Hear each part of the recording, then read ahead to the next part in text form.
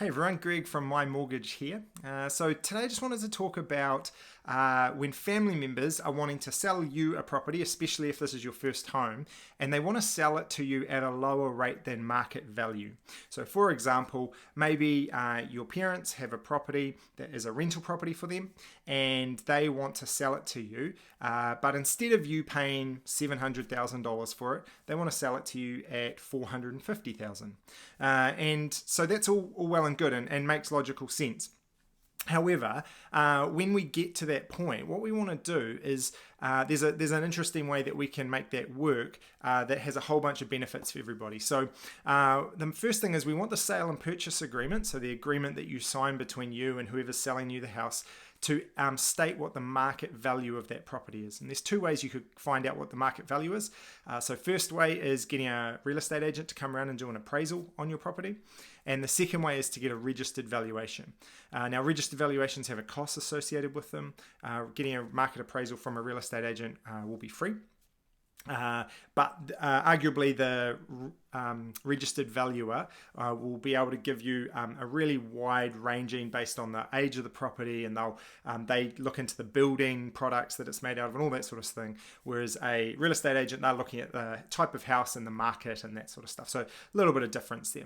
The registered valuation may actually come in handy down the track as well, because if you've got a private sale, which it probably is between you and your parents, we're probably going to need a registered valuation anyway, so it will the banks will require it. So it probably makes sense to get that done. That'll establish what the value of the property is.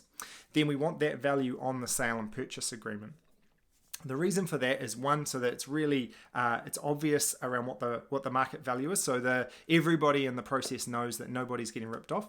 But secondly, what that means is when your family are able to sell it to you at a lower price, then we've got some equity in there. So say that example before, the market value comes in at $700,000 and they're going to sell it to you at $450,000. What we do there is then get a gift letter, or what's called a deed of acknowledgement of debt, from the family member saying that they are gifting you that amount.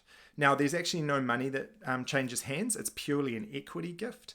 And your solicitor, it's a really good idea to touch base with a solicitor and get some really good legal advice about it. But your solicitor will then be able to put up a document that says this family member is gifting this equity to this family member. And that'll mean in that situation we'll have $250,000 worth of equity that we can use. Now, the benefit there is that if you've got a smaller deposit, then we can obviously use that equity to form your larger deposit. So that's great. When we come back to potentially borrow some more money for renovations or other things you might need with your property, we've already got that value in the system, and so the bank can use that value. And also it just gives us that freedom to be able to do more things, to approach more banks. It'll give us the option to go to lots of different banks rather than just your bank to get a pre-approval or things like that. So yeah, when you are coming to that point, touch base with one of the team at My Mortgage. Happy to walk you through that process. Talk to a solicitor about how that would best work.